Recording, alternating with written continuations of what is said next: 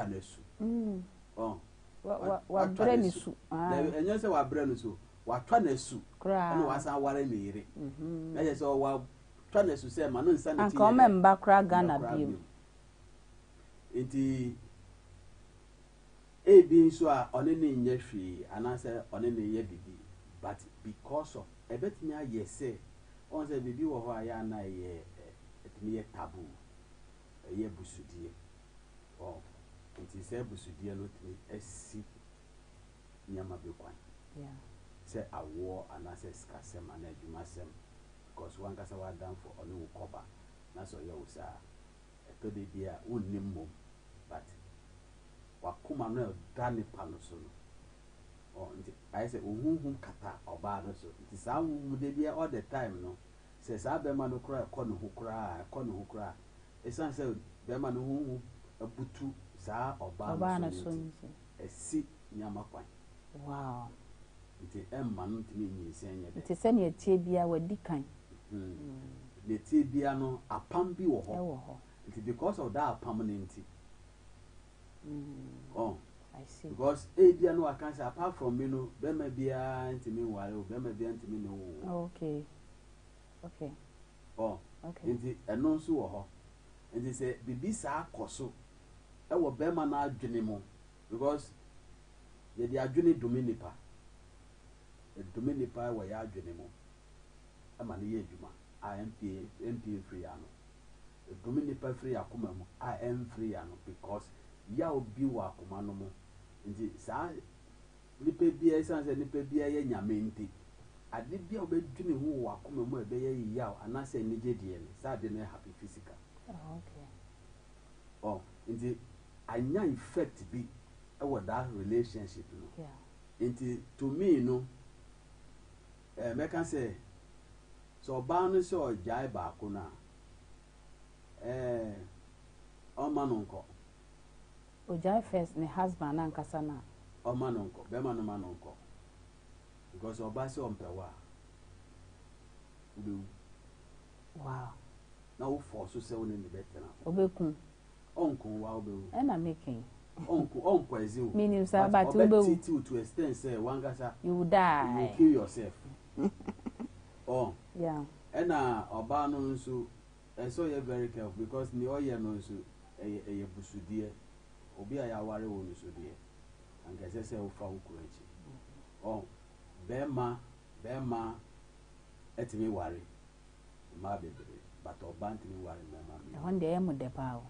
ade ni say ese Nigeria ni abaye bi nso awale more than 10 ono so a set record ade ni say oba any bema aware ewo ho na ofa bema na chi a ese bema na adwuma ese na bra but mema kwa ebidi ense ma na adwuma o affecting mema so papa we a different topic na odi aba e san chiwa betra si edodo wa ase because mo de sa de na Africa for mo de sa de no etete ma na brabo e wo Ghana ha se o nze se bema eno emma wo ho a because most of the responsibility no ejina bema so I just say na bema na ekoba na bibia eden abefi no bema na ye ebusuanity nti se wo ye bibi tia ne okata wo so anase na ye obambofo a don se na sa nsa na eden efiri ho wo de so we bibi tia nyankopon how do you feel also you feel uncomfortable what you say nyama enko ye se ne sanity nti oni be ma wo ho na se ufum na ana se we bibi di tia na e affect be ma na brabo e affect ni bibi say because I know me can because me my experience be that so what I say my experience be that nti me American is the fact and there are a lot of people who might go through that process mo duma sem music assembly ayebasa but say na afi so emema no so enye oba bia so nya wo so de kobura ho tokro no okora ho Thank you, Daddy. Baby, at the moment I would do who can pay. Now, near my basa. That's it, Daddy. Nti ese otumi hwe baby a otutu ana modifa efa ma fa na but make a kire abrante be say ta ka che no camera ni abrante pese make a kire o say uni oba ni na me mo yesi say de man ni so amazing part man ni enti ukura buru ese ko pata wa dan fulu because no wa wale no dada wo wan wale no onye wo yire eye yonkufa na mo faaye ti se yonkufa na anye yi a eno hu nkire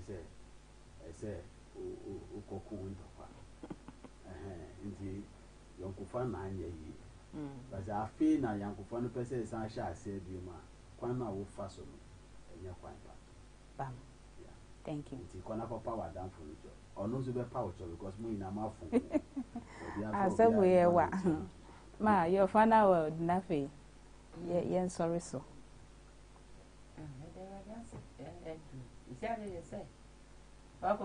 Adisa ebam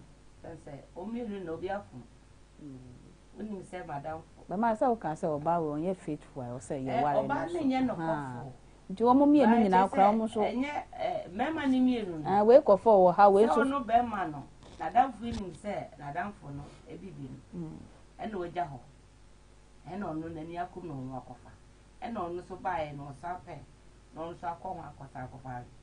nti wo mienu na no o ma funfun obi ha fun kwan no ndase atoba no na abeda aye yi kese pa problem na ba ati sa de na oba na ye na so hwe pa ebedi ni ya daache ene de ohu etwe sa awale nne na asi jeje no ma bi but no me bi ono ma wo ya obetua soka ade bia eba wo ya de ya edweye no nye sa mmiri na abefu nti nipa ya ade a ya me hwe nne nko a ya ndire daache eye obi a ni je hu hia no na so ni je no edum na bi a se oba wo wale wie wo pene so ma be me bi eje utum e de ka wa hyew ana ko ye ho ade wo fia ame transe se ne tie bia no nti na ansa na wore before so be wrem no transe na je no di ye mabre Genesis church se ni mani na se di ne be sie bia betu magina awale de adi eduanu no akra ye problem nti se wonye wrem wi a we wrem nti ka we no oba no se otumi ye no kofo wo bra we ni ba ye no se o isi ade bia na menim se we ba sisi anti ni be se nya se ma ware isi ade mi ntime ya ka be ma we no be hu se oba we ye no kofo but isi an wo mu mienu na no egu ni hwani mas ba nti se be ma we no ni da ho a obe hu ni se akina bi no so how be ba sa ro be sa dia ye no nti me de me ma ni mienu na anya kefo e wo sa oba we ho sa de na wo ja to ho no ebedi ni mane nana no machi ye body na ehu nti no sa me ya no sa insen na bemu no radera do no wu wia o hwehwe ni papa ya o mu hwehwe no mu ni a o ne wo ye na papa ko do open na se boga na danko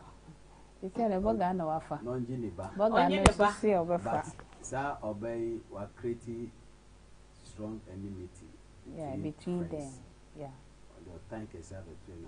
na for them odi how ba ni akola na sa kwantem nti sa na danfo no nso akọware no no nso ana no nso anya ade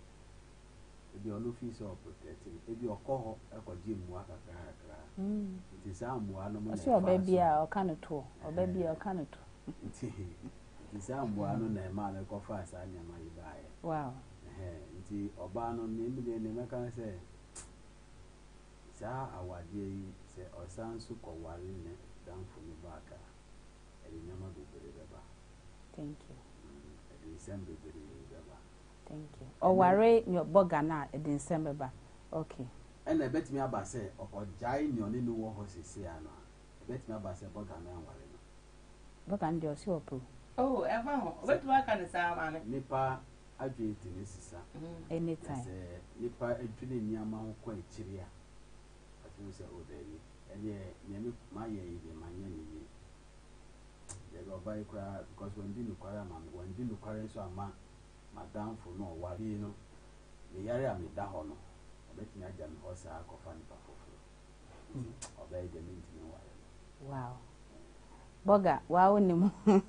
Yes, a calcum, Yajino Quadim. Some can say her case in it said the cry. Ebedu ha ya na eye yi mama veka se mi se eye se mana don se nurse e ma na bodam no he dos pint na amamu se ye dos no mi se wasam no wanya anu ye embre be mu a ye be san de abasa na ye be dom asukoma wanya ho ntia ba se si ade ase wa hu ye se oba no eye donyo na wa wo boga nso e betimi abasa lady wo mpenisa eye akono bi keke na ama wasan yes wo penny bi me papa Reverend George Wonder to say ne mama Lady Reverend Victoria na trans de enkomo twetwe e de bre e be se share that Sunday bi makra